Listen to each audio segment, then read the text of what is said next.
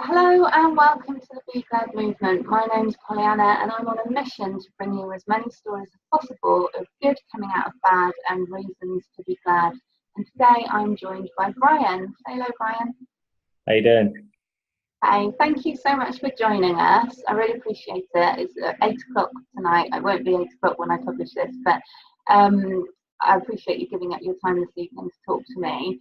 I'm going to pretty much sort of just get out of the way and let you tell your story. So, yeah, take us back, and I'll let you start. Yeah, no worries, and thank you very much for reaching out and asking if I'd come on. Look, I always try and come on, especially if it's going to help individuals out, or yeah, they can take a piece away kind of from my narrative. I think it's really important. I'm really passionate about kind of the recovery side of my story, especially. Yeah, and I'll kind of just take you sort of from the beginning, and then we'll just kind of have a chat about it at the end and see what we can kind of summarize with it. So I joined the army as a young boy, 16 and 9 months. Was destined to be a footballer, but like many of us, I'm a failed football player. So military history is in my genes, and my dad was serving at the time. My brother was serving. So around the dinner table, I kind of felt a little bit left out, not being involved in the conversations that my dad and my brother were having. So, and also it's kind of natural progression for our family. We've got many years of unbroken service. So it was kind of the right thing to do, maybe a bit early, like my mum always reminds me, but I made a choice and I wanted to kind of start a career, and I went to the careers office.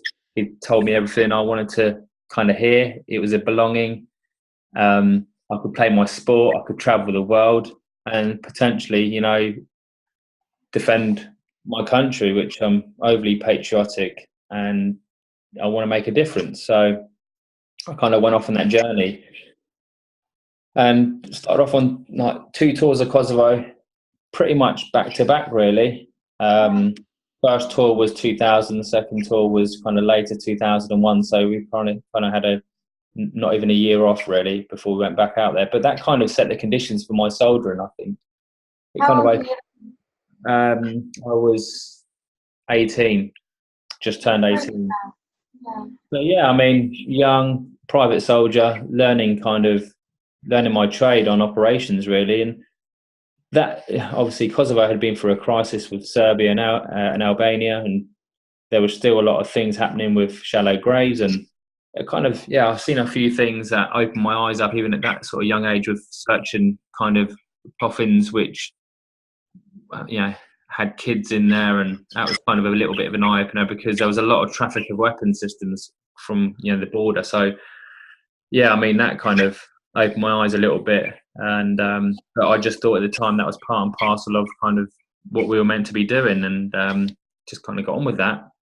And then after my first tour of Iraq came around in 2004, and the kind of 3 weeks prior to going out there, we were starting to get a lot of feed from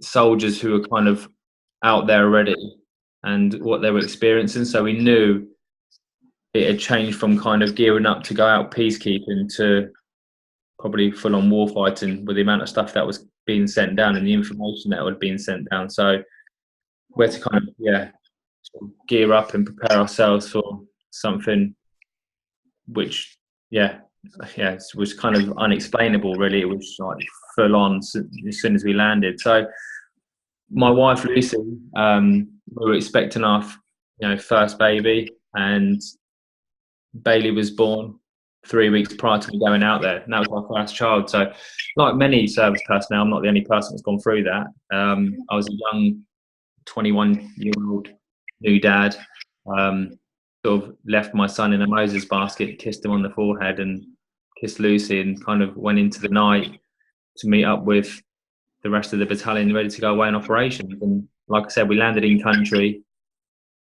It was onto the armoured vehicles, and then that was just the start of chaos really. The first couple of weeks we were out, we were just getting hit every single day and never really had sort of the longevity time to kind of do a handover properly. I said with kind of flexibility in the military is a principle of war, so you've just got to roll with it, whatever happens. But normally you'd kind of visit different areas of operation or vulnerable areas or vulnerable points, and kind of you in slow time get spoken through what's been happening, what the atmospherics are like. But this was just kind of on the move. You know, I was kind of fighting with soldiers who were ready to leave, bearing in mind they were like at chronic burnout at this point. They'd just been out for 7 months, 6 or 7 months, and they just probably wanted to go home, and we were doing our handover with them actually, and it was kind of like a fighting handover.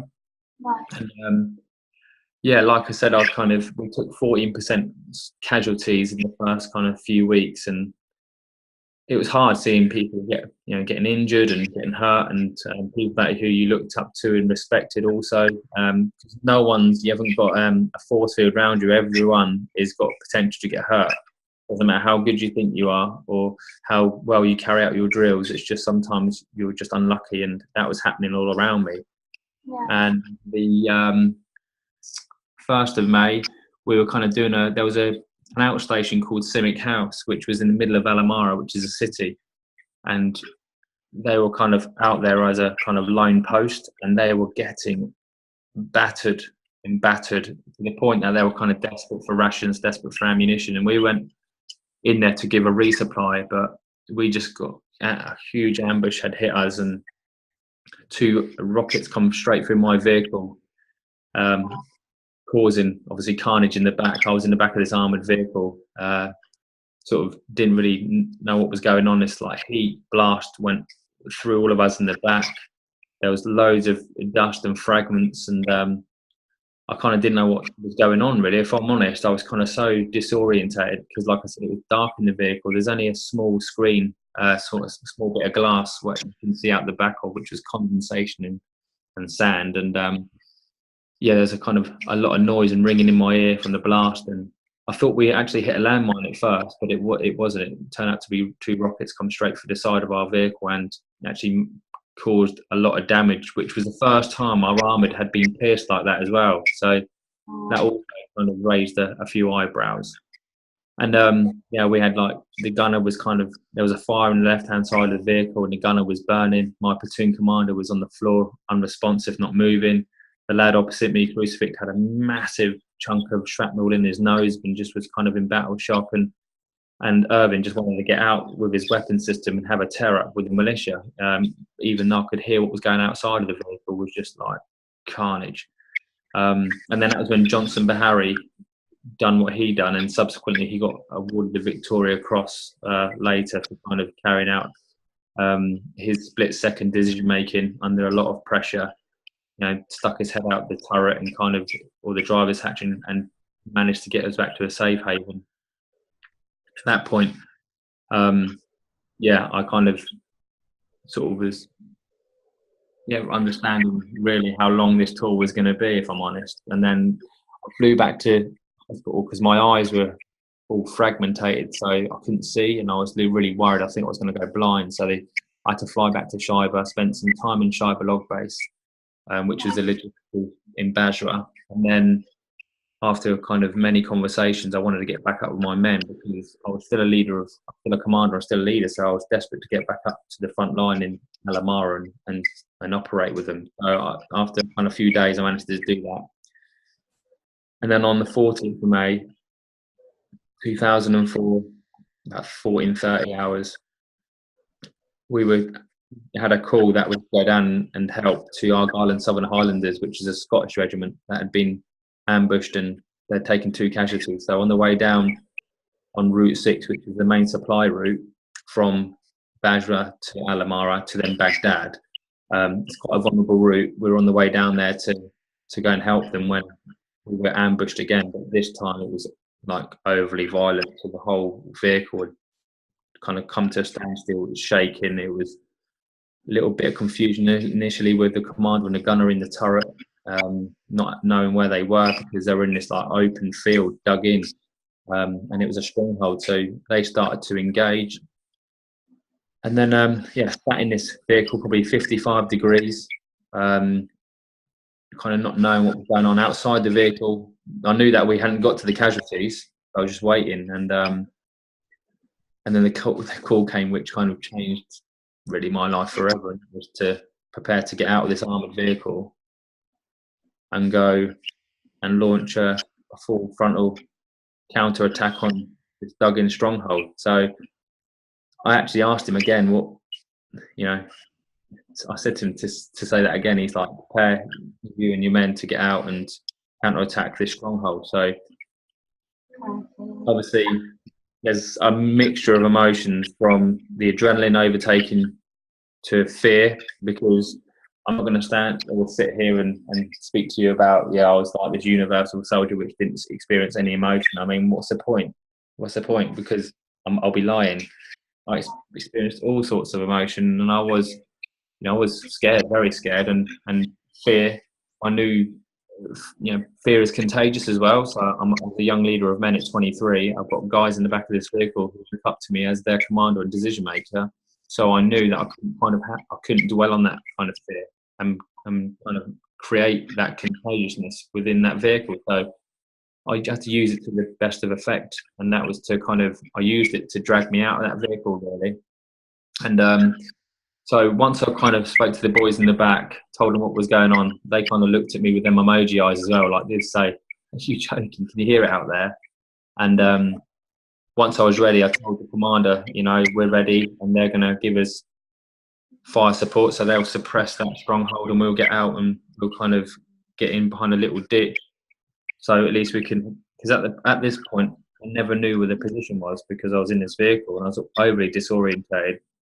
Probably, I don't even know the timeline really. It's just kind of a blur to me when he sort of told me that was going to happen. I didn't really, I don't know how long it took before that door did open, but it was a bit of time. And then I remember once it opened, it was so bright. I just took my first step on the desert sand, and I was then committed, and I just kind of ran hard, fast, and aggressive to this sort of irrigation ditch where he told me as soon as the door opened, 10 o'clock, there's a ditch, you'll see it's a prominent scar type. And I did. As soon as it opened, I seen it straight away. So I just got to there and then kind of, analysed what was going on from that point, because the enemy hadn't seen us get out the vehicle because they were getting suppressed by the vehicles. And all of a sudden, we're now, as probably two 18-year-olds and a 23-year-old laid out, just about to sort of go over the top World War II material. Okay. So imagine. I just can't even begin to imagine how you must have been feeling then. I don't think you have a lot of time to be honest, to analyse actually how you're feeling. You never take an account of the family and what you're so in tune with what the mission statement is and your intent that nothing else comes into play, because you can't flirt with them feelings. Otherwise, that's when you'll get injured. You've just got to kind of detach yourself from that emotion, which we do. And like I said, I was lying behind this mound. I then crawled up. I seen the position because it was all the dust and mud was flicking up, and I kind of knew it was about 120 meters away, and spoke to the boys and told them, look, this is how we're going to work. And then all of a sudden 2 other soldiers turned up from nowhere. So now there was 5 of us. I kind of felt a little bit, I felt that actually sometimes long shots do come in. We might be able to do something here, but I was going to go anyway. And if we become casualties or die on the battlefield, then it wouldn't have been without trying. So that's how it was. And we all agreed that we were just going to get up. We were going to work as 2 teams, team of 3 and a team of 2. And we're just going to go hard, fast and aggressive. And as soon as we were over the top, I knew it was going to be like a 2-way engagement. They'll see us and that'll be it. It will be like full on firefighting. And that's what it was really. And there's a big thing about the bayonets being fixed, and it's a big myth. I mean, bayonets should be fixed in close quarters. That's our rules. That's what it's like being a frontline soldier, and you should be doing that. So, it's just when the press get hold of things and kind of turn it up to something that it's not. It's just a drill that's carried out, and those who could fix their bayonets on the weapon system and kind of yeah, after a countdown, we went over, and sure enough, it then become a kind of two-way engagement, and that's the first time I've experienced, rounds that close, landing in around my feet, flying past my ear. It's like the bees were buzzing, and I was just like hoping for the best, kind of waiting to hear the man down cry. But we just moved hard and fast, and just with sheer grit, great British values, and went for it. And we got closer and closer and closer and closer, to the point where I thought, we actually got this. And I started to see some of the militia fighters leaving their trench and falling back. So I knew that we had the upper hand. And we just kept on going. And then before we went actually in the trench, to clear the remainder up, the remainders threw their weapon systems down and surrendered, which is a difficult thing for us to judge, because when you're fighting for your life and so in tune, it's difficult to all of a sudden switch off and stop firing. But we did that. I mean, the call was made to cease fire. We did that. Anyone who surrendered was taken as a prisoner. Kind of went through that. It was hard, because there was a lot of confusion. I've never done anything like this before. This is kind of, you only do it in sort of training or on exercises. I mean, do this for real. This hasn't happened for such a long time, and there was a confusion. There was this kind of disbelief that actually you've survived for one, and now we've got to try and deal with this all around you. Like, you've got prisoners who are alive, 4 of them. You've got bodies on the floor, and there's weapon systems all over the place, and you're trying to like sort of take it all in. But I mean, we just kind of had your cigar moment, your pause 2-3 moment, and you kind of just deal with that situation. Anyway, we managed to deal with it. The next sort of thing I remember was my sergeant major turning up and asking me what had gone on, and he asked me a massive integrity question as well, which was, is the battlefield clear? Is the battle space clear? And I knew it wasn't, because I see them fall back. So I knew in the distance there were still pockets of enemy out there. And I mean, I wanted to say it was clear so much, but because of my values and my integrity, I said to my sergeant major, look, it's not clear. And he said, right, put a fresh magazine on, and you and I are going to go up and do a clearance patrol. And then we ended up coming under like 3 more engagements, but this was like from, I would say, 10 meters max. And you could hear their last gasp. You could hear them choking for breath. It was just kind of, it was, I can't really explain it. It was just carnage, really. And then I said to my sergeant major that we're really vulnerable, because there's only 2 of us. We cleared a further 3 positions, and we should kind of go back to the main position where everyone else was. And he agreed. And then on the way back, I see a flicker from kind of the side of my sort of peripheral vision, and I looked back, and then I saw another 2 enemy, but they threw their weapons down. So then we had to then go into the arrest mode. We arrested them, took them back to their vehicles, and sort of processed the prisoners there. And I sat down for the first. There's a picture of me, actually. It'll be in my book. There's me drinking some water for the first time, and there's like the prisoner of wars kind of laid out, ready to go onto the vehicles. And that, when I sat down, that's when my sergeant major come back over to me and said,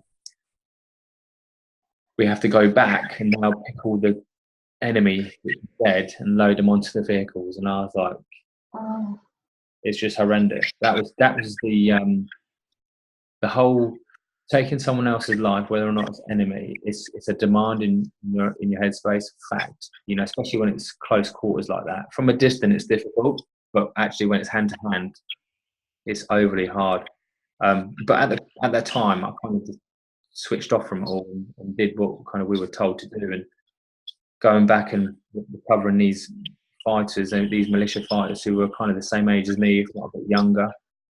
They'd been by some serious caliber of weaponry, so you can only imagine what the bodies were like. It was just a brutal task, and we done it. We loaded 8 onto my vehicle, and then we were just had to lift, and the Challenger battle tank had broken down, so then we had to wait an extra hour and a half for the recovery to come out and fix that vehicle, to then eventually make our way back to to our main base with the bodies, because the reason why that call was made was we'd been up in the middle of an uprising, so we were fighting like mad day in, day out, and that's not an exaggeration. And they thought militia leader, because it was such a pre-planned, heavily ambush on coalition forces and British forces, they thought the main militia leader was part of that ambush. Turned out that he wasn't, but that was the reason why we got the task to recover the bodies, because they wanted to make sure that he was there or he wasn't there for clarification. Right. But it's just so hard to get on with and do that. And yeah, we got back to camp. There was a lot of commotion at the gates. We moved the vehicles around to the regimental aid post where the doctor was, and we had to then kind of start unloading the bodies and getting them bodied up. But you can only imagine the vehicle was to fill up with, I don't know, feces and blood and all sorts. You can only imagine what was in the back of that vehicle. The stench was like horrendous. And on an armoured vehicle's door, you can't just open it like a car door. You have to. There's a button. It's on a hydraulic system. So once you press the button, the door then opens.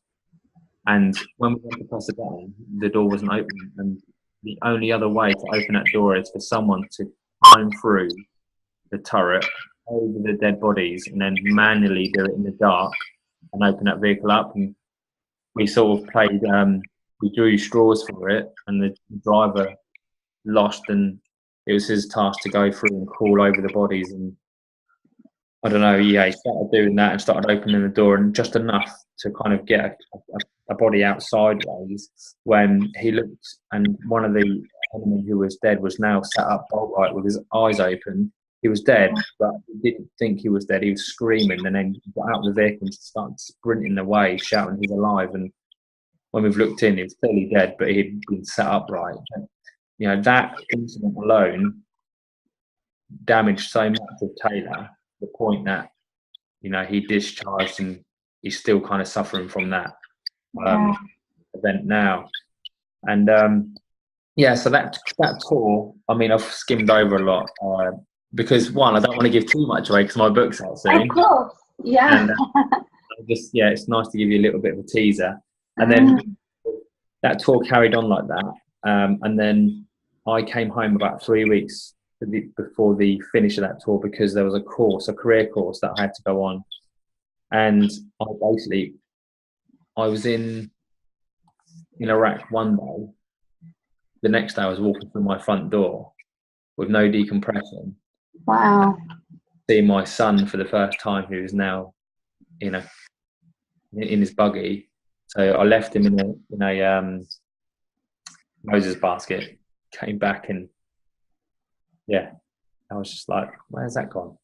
And I was on a real fast track to kind of learn to be a dad, and I didn't know how to be a dad, and that was frustrating me, and that was making me angry. And I would feed him and he would cry, and I would bath him, he would cry. I would try to read him a story and he would cry, and he just wanted his mum all the time, and it just really grinded on me. And I took all of that sort of stress and pain really out on Lucy. I was kind of brutal, if I'm honest. Never physical, but verbally I was kind of, I wouldn't say borderline abusive, but yeah, I mean, I was just out of control verbally wise. And that was kind of the whole, I think, the trauma piece and the mental health piece which had set in, but I never knew how to kind of manage that. I never spoke about it. I just kind of never spoke about any of the events that I'd experienced. I was home for 4 days. Like, it was a weird 4 days. And then we lost Ray. That, you know, I was asked to then be part of the burial party. So then I had to leave home, do some repatriation training. And that was one of the hardest things I've ever had to do. Laying a fellow soldier to rest was just heartbreaking. I came back for 5 days after laying Ray to rest. And I knew him as well. And I pretty much joined the army at the same time as him. And it was just overly hard. And then came back for 5 days, and then Leo Callaghan was shot and killed. So then I went and done the whole process again, and done a full military funeral for him. And I just kind of, switched off from everything, never spoke about anything, was just kind of got on with my career. It was in my own headspace, it was like I would have been deemed weak if I would kind of open up about what was going on with my head, or I would have kind of demotivated my soldiers or de-inspired them, not been the leader that I'm kind of born to be. So I just kind of caused a lot of disturbance and drama along the way, and progressed with my career for a while. And I had a gap year, so I actually got out from the military for a year to kind of just analyse everything what was going on. I knew it was only going to be a year, so I'd unfinished business, had a bit of a break. It done me okay. Went back in, managed to repatch the broken pieces with Lucy. Actually became a little bit better on how I was treating her and stuff like that. Not because I spoke to anyone, just because I knew if I didn't, then I would have lost her forever. So I really had to get a grip. And I mean, went away, done more military courses, went up, got promoted a couple of times to sergeant, went back to Iraq. And my second tour of Iraq was kind of the withdrawal, so it was really quiet. It was meant to be, well, it was really quiet, but we had a massive incident where one of the soldiers had taken his own life, but it was like the tent next door to me. So one morning we were up, ready to go out on patrol. I was on the way back to my tent to get my kit ready to go up to where the vehicles were, and as I went over my wall, because you're in like these coffin things because the rockets coming in all the time in camp, you're in these coffin type things to make sure you don't get hit with any shrapnel or the blast. As I've left over there, I heard like a machine gun fire, but it was so close to me, and we weren't loaded. Our weapons weren't loaded, so I knew straight away there was a massive issue. And then I could hear screaming, and I've got out my tent, gone next door, and then I saw Keynes, and he said that he's killed himself. And I've gone into the tent, and I just couldn't believe what I'd seen. It's just like, it was just carnage. So what was deemed to be really quiet kind of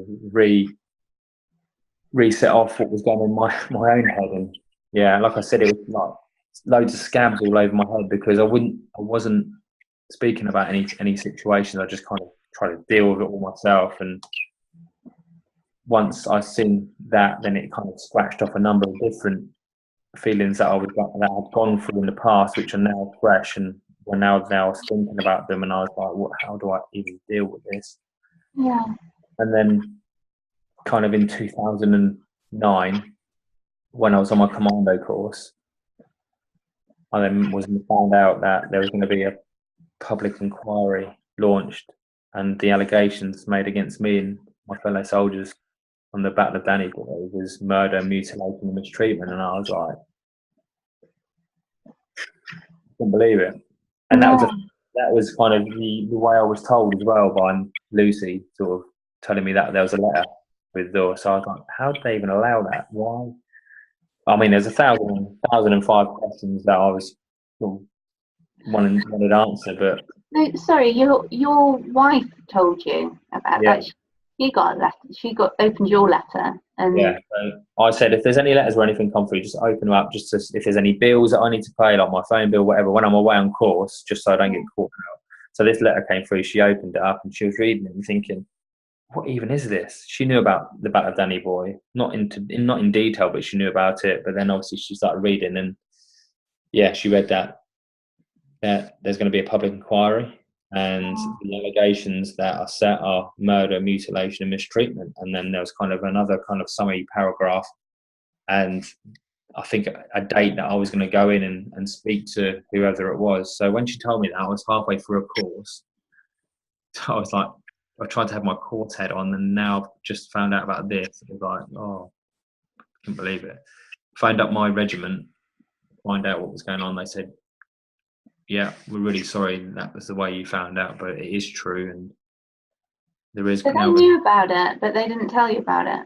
They knew I was on course, so I think they might have been waiting for me to kind of finish my course, so it didn't kind of mess around my headspace, or do you know what? I don't even know why they didn't phone me up and speak to me. I didn't ask that It's a question. pretty major thing, isn't it? It's a pretty major thing to not tell you about. It's huge. Yeah, and I was kind of trying to get my head around all that. And obviously on the commando course is like a really arduous course. So trying to kind of knuckle down and get that done, which I did. And then, like I said, all of a sudden, it was all in the press, and it was all in the newspapers and in the media, and my name was attached to all of this. And I was thinking, what is going on? And then my phone would go, am I reading what's right in the press? What's going on? And I was like forever justifying myself. That's what I felt like, justifying my actions day after week, or week after month, or month after year. It was because it was like a 10-year process. And I just couldn't believe it. I really couldn't get my head around it. And yeah, I mean, I had to kind of revisit statements after interviews, and that was going on for years, and to the point that I was summoned to go and give evidence in court. And you know what? I fought a harder battle on my own soil than I did in foreign fields. That's quite a statement. That's really quite a statement. But that saddens me as well to hear that. Yeah. It broke my heart, really. I couldn't believe it. I just could not believe, like, I live by my values as well, and I was having them torn away from me. I was awarded the Military Cross. I don't really even speak about it now. That was one of the, other than my kids being born and marrying Lucy, it's probably, it was the proudest day of my life. And then just, we don't speak about it, because Winston Churchill once said, and I've got this quote in my book actually, that a medal shines, but it also casts a shadow. And it's just so true. It's so poignant to me, because the shadow, it's just overtaken what I should be wearing it for on behalf of my men, and kind of, and for what the Queen had told me to wear it with pride. And all of this kind of rocked the boat, and I was trying to deal with my own headspace as well, and just tough time. And in 2012, I plucked up enough courage to go and knock on the door, and it was hard. I kind of planned it, didn't bother, planned it, and then I did take that plunge, and it kind of 100% changed my life. Really, it really did. It kind of, I now can cope. I understand to a degree what's going on in my head, and I've got coping mechanisms. I understand how important a purpose is as well to keep me. I don't need pills. I don't need like all of these different types of pills to kind of not. I don't need that. I need something that's going to be a focus, I'm going to enjoy, and I'm going to get rewarded. Whether that's football coaching for the kids, charity, testing myself because I'm a fit lad. I love my fitness, getting up in the morning. I mean, anything that kind of just keeps me busy, keeps me active, and staying away from them pills, because for me that wasn't work. It didn't work. I wanted to be out and being active and being back involved and doing things to helping others, which was really important for me. So that really, that was a huge first step for me, massive. And I went on this journey through therapy, and and now looking back at it, I'm overly proud that I did that. Where did you go for therapy? Did you go to combat stress or to the NHS, or how did you end up on that route? No, it wasn't one of the recognised charities, if I'm honest. What happened was I went and spoke to the commandant of all people down at Limpston, down in near, what's where the Royal Marines train, CTCRM. It's in Exmouth. Mm-hmm. And I went there, spoke to the commandant, and actually the young that training establishment has someone linked to it with the whole not just PTSD, it's actually the mental health sort of wellness support that they had, and that's who I used. So it was actually a civilian practitioner, but was dedicated to CTCRM, to Limpston. Okay. So I got to know him, and then my sessions with him. So it wasn't a major but now I probably would do if I had. So writing the book, I know I'm digressing slightly, but writing the book was kind of a double-edged sword for me, because it closed a lot of chapters, but then it reunited a hell of a lot as well, because there's a lot of stuff that I hadn't thought about, but when I was going into detail, it's kind of now in the forefront of my mind. Right. But I also understand if I now need to go and speak about that, then I will absolutely do that. And it will either be combat stress, getting kind of linking them in with my practitioner who I've been with already, and just say, look, these are kind of the findings. I'm just struggling a little bit now. Can we sort of put on a session? That's what I'll do now. Because of the distance as well. I mean, I can't go down to Lympstone just for, we live kind of like 4 or 5 hours away from Lympstone, so I would have to kind of use that. But at the moment, I haven't had to, touch wood. I've obviously had moments where I've kind of sort of wondered, but I know how to get kind of back. Yeah. I'm wondering.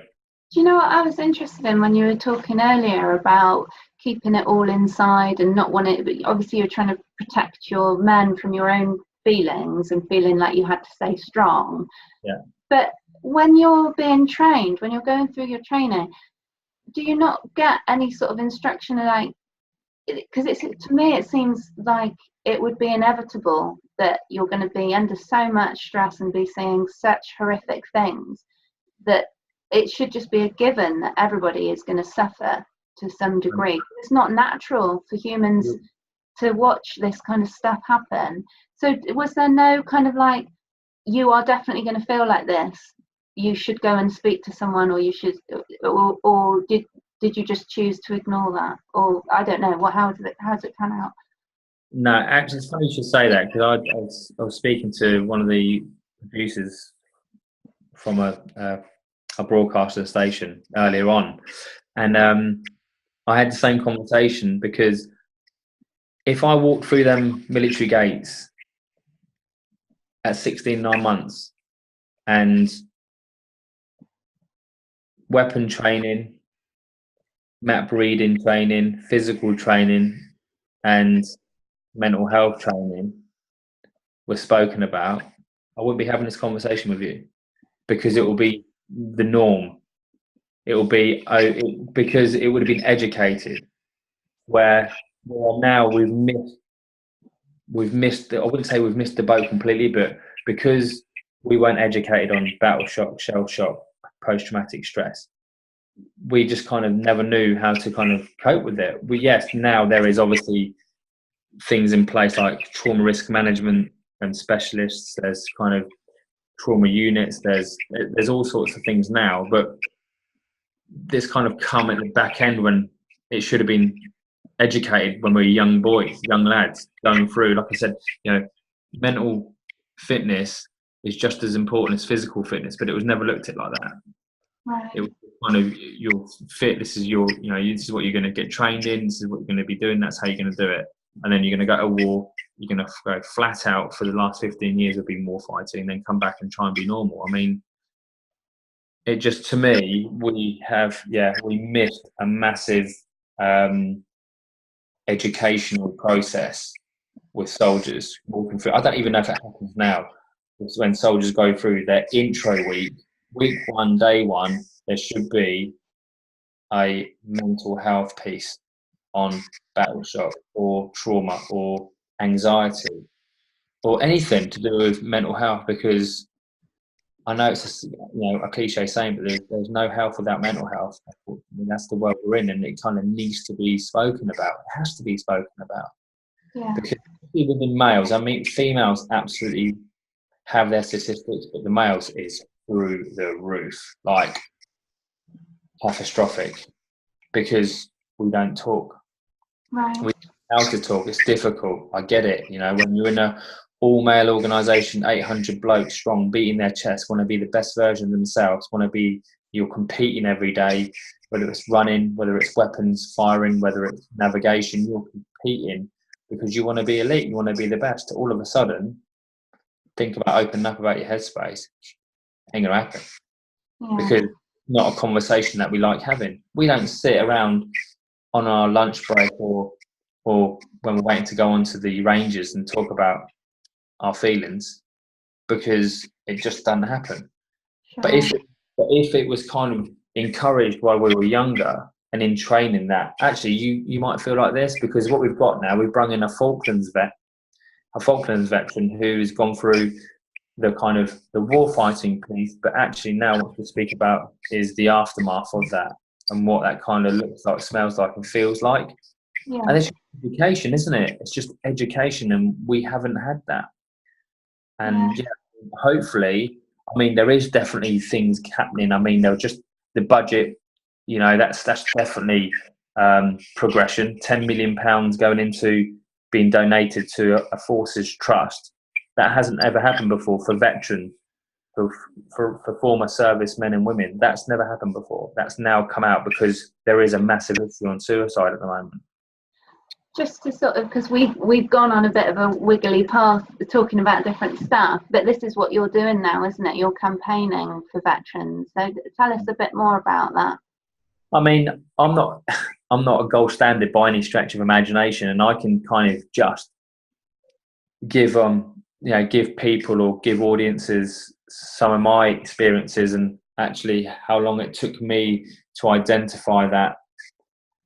I wouldn't even call it an issue because it's the wrong term that I'm using. There was just a problem with what was going on in my head, and I was too proud to kind of break out of that and talk about that. And for so many years, I mean, I say it was, maybe 8 years too long, but it wasn't 8 years too late because I did it, and now I'm in the best place ever. So yeah, I mean, I'm on a kind of a bit of a fresh campaign at the moment. Strong, not silent. I work for a company called the Office Group, and part of that is My Manor, which is gyms integrated in our buildings, and they're just a group of real strong men, right? Because that's what they are. They're MMA fighters, they're boxers, they're fitness gurus, they're rugby players, and their team is strong. However, they're not silent. And it's really inspirational. And that's their motto: strong, not silent. So yes, we all deem ourselves as strong male and men, but actually we speak about things because it's the right thing to do. And they're doing really, really cool things at the moment. They're doing like seminars, symposiums, and really kind of speaking up about mental health. And like I said earlier, there's no health without mental health. And yeah, I mean, I've done a little video a couple of days ago actually when the budget came out and said it's really a positive move, that it's now been a clear identity that there's an issue within former men and women, and that's where that money needs to be used properly, and there needs to be a process that is followed, that the due diligence is taken, because not everyone who thinks they're suffering from PTSD is actually suffering from PTSD. So there's a way that they need to look at individual cases to make sure that the money is used in the best effect. But I mean, there's people in positions a lot higher than me that will, I'm sure, do that. But yeah, I mean, I've got so much going on at the moment with my day job and the book, and the book's been delayed for an unbelievable reasons, but I can't give much more other than that because it was meant to be out a while ago, but it's been delayed. But for a really cool reason though. So that announcement will probably come Christmas time, January, which is really exciting, and continuing raising awareness for veterans and for trying to keep us in the public eye, because do we get looked after? We don't. I mean, once you leave, unfortunately, the number, we've all got an army number, right? Mine's 25072968. As soon as I leave, that's all I've kind of got really to remember by, because you're not looked after. I don't think if I went to the MOD and said, right, can you give me a nominal roll of everyone that's left? I don't think they have that knowledge. I just don't think that capability to do that. I don't think there's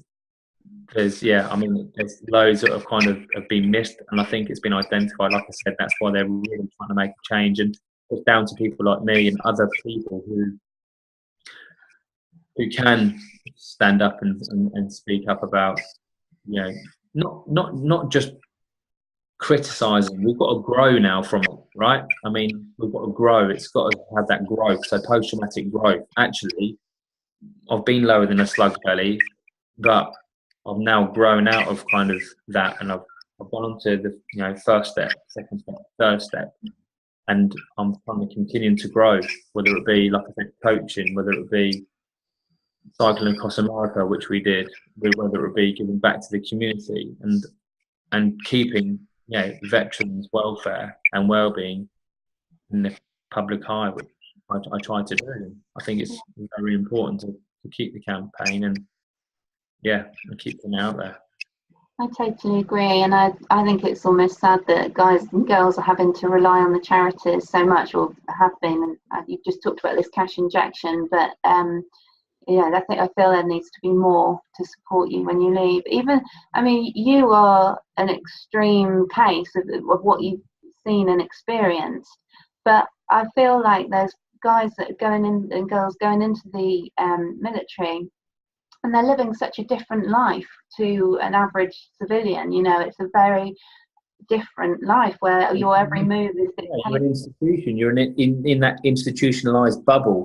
You're in a bubble that you've got people around you.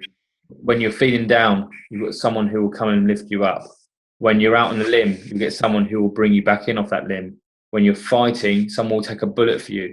And all of a sudden, when you come outside and you're on your own, you haven't got that mutual support, you don't get the first job that you wanted, you don't get the second job that you wanted, so then you step the self-doubt. You haven't got anyone around you to kind of pull you back up and say, look, just kind of be a bit resilient, keep going, because you're on your own now. You're away from it, and it's difficult. And that's what also can spiral people out of control, when they don't get their jobs out on Civvy Street, or they can't integrate because they don't understand the way it works out in the real world. I call this the real world because it's overly different. Like you said, it's like people don't understand what structure does to people, what really helps people. And once you haven't got that anymore, it's so difficult to get your head around. Exactly. It's so hard. It really is difficult. I've seen, because my husband's in the military, I kind of follow a few groups and things, and I've seen people posting that they don't feel like they deserve the support because they didn't see anything as horrific as you did, or they didn't see active duty and all that stuff. That's irrelevant. Exactly. They still, in my opinion, they still deserve support. Everyone deserves support. It doesn't matter what you're going through. You should be. You served your country, and I'll keep sort of mentioning the book, but there's a piece in the book that throughout that 10 years of real hard graft and these allegations, not one person from the MOD spoke to us. Not one person reached out and said, is the family okay? Do you need any support? How are you feeling? What can we do to help you? Can we put a ring of steel around you? Look, don't worry. We will fight this. We will get the best people involved. The only time I met someone from the MOD was 5 minutes before we were going into the dock, when she popped into my holding room and said, I'm here, my name is X, and I'm introducing myself as part of the MOD. And I was like, where have you been for the last 10 years? Right. Where have you been when I needed you the most? I mean, it's just unfortunate. And that's why, a number of other things, but that's why my book is called Double Crossed. I felt betrayal. I felt betrayed. My back was against the wall. I never knew how to fight the secondary battle to clear my name. I had my son who was in school, and all of a sudden, the kids were like, Bailey, your dad murdered innocent civilians. How do you deal with that? When he's coming home, he's crying in his room. How do I get my head around that? And this is because these false, fabricated lies that were made by Phil Shiner and his team, all to do with money, paying middlemen to come up with false claims, which just punished lives. It ruined careers, mine included. It fueled PTSD. It broke marriages, all because there was flaws in the system and they were exploited, and no one got around us to help us. And it's really sad, if I'm honest. It is. It's heartbreaking, and I feel awful that it happened. Terrible. It is a shame, but I mean, like I said, I've got to grow from that all now, and we're in the best place we've been for such a long time now. So some good has come out of it. The book, I've got to kind of get it out, my story out, which I think is a story that needs to be told. Yeah. Absolutely. And I don't absolutely smash the government. I don't go in there and smash the government. I just kind of tell it how it was on their faults. On they could have been more robust.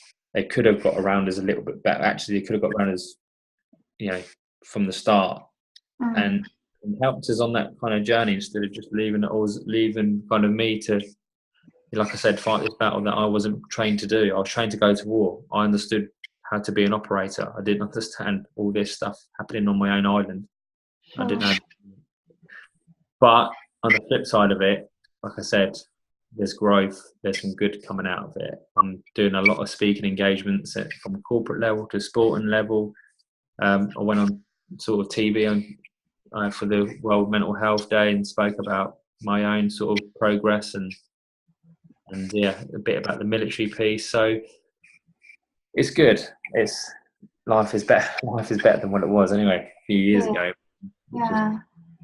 Oh, well done. I'm excited about the book. When so you reckon it's going to come out about Christmas time now? No, so there'll be an announcement. There's going to be an announcement that you can, if people wanted to, they can pre-order it. It's on Amazon now, double crossed. Okay. It's on Amazon to pre-order. Its publication date's the 21st of February. Okay. But there's going to be a really, really cool announcement made either probably Christmas time or January. Right. Okay. Which will cause a lot of fuss. So, maybe if you put 2 and 2 together, you make 10. But it's all start a bit of gossip and rumor. But that's what I can say. Really, there's an announcement going to come, and we'll see what happens. I mean, it's really exciting. It's cool. Awesome. Well, maybe you could come and do a Facebook Live on our page. 100%. That's not even an issue. Once it all goes off and kicks off, I'm happy to kind of do a little Q&A session, and people always want to ask questions, and in a forum people are shy, but on social media people obviously have a bit more courage and ask away, which is fine. I mean, I'm more than happy to do that. That's not an issue. Great stuff. Well, I feel like we've come to a bit of a natural end, but what would be there's so many different places you could offer someone advice. I was going to say, what would your advice be to someone, that has, how could anyone go through exactly what you've gone through? But the thing is, it parallels on anything. People can it could be anything from a road traffic accident. It could be something from a death in the family. It could be something which is not normal, sparks off this emotional craze within the headspace. And for me, the advice would be find a friend, find a loved one, and start something, a conversation, because I'm an example of how not to do it, holding it in, and we're in a day and age where we should be talking about it now. I mean, that's your first step, is understanding, yes, you've got something going on in your head that it hasn't been there, and it's maybe a foreign body, but you need to now deal with it before it goes into a real kind of darkish place. So understanding that there's a small problem, talking about it, and then seeking the right help. And sometimes it might take a bit of time to get the right person, because sometimes you just can't open up to certain individuals. They may take, so be a bit patient as well. And there is a light. 100%, it's not over. It's not over, and you can't afford to give up, because I'm proof. Being lower than low, to not knowing what direction to turn with these crazy allegations as well. I really didn't know what to do, but I kept putting one foot in front of the other, kept on believing, had some good people around me as well, and I got out of that sort of hole. So be a bit resilient, mindset in the face of adversity, and you can evolve from it, you can grow from it, which is overly important as well. Right. Yeah. So and like I said, I'm not gold standard. I can just give you sort of what I feel that what helped me, and it may not help other people, but it may help other people. So that's my advice. Yeah, I totally believe that. I think people hearing a variety of stories like yours, and knowing that there are options out there, is going to be a massive benefit, definitely, and just not to give up. And I like what you said earlier about having a purpose and a focus as well. Yeah, very important. It didn't work, pills weren't for you, but if it works for someone else, then that's great, you know. Definitely. I knew, from early on, I knew that kind of just going through, you know, a number of different section of pills wasn't. I needed to kind of have more of a understanding of, my purpose, instead of just picking up something which, like I said, that could definitely help someone, and if it does, then you stick with that. But what really helped me was being out in the fresh air, getting hold of young footballers and bringing them on, sort of that 90 minutes of training. I didn't think of anything else other than football. So that was a breath of fresh air for me. And then giving back to charities and doing stuff like this, we've spoken about. But like finding your purpose, finding goals, fitness is a good thing as well. So it's all cool. Awesome. Well, Brian, thank you so much for joining me this evening. I really appreciate you giving up your time to talk to me, and I will share all the links and everything, and I will be keeping a BDI open for when your book, or for this announcement, and obviously for when the book is officially out there. So exciting times. I appreciate it. No, thanks for inviting me on, and then it's like I said, if I can help one person, then we've achieved our aim. So, and if not, then maybe it's just an interest period, so which is cool. Yeah, cool. If you like this video, please do hit the like and subscribe button, and you'll get notifications when new videos are uploaded. You can find us on Instagram, Twitter and Facebook. If you search @BeGladMovement, you should be able to find us. Please do get in touch if you've got a story you'd like to share. It doesn't matter if it's a story that's similar to somebody else's, because I really, truly do believe that your story and your voice could help someone in their time of need. So please do get in touch, and I look forward to seeing you in another episode. Many thanks.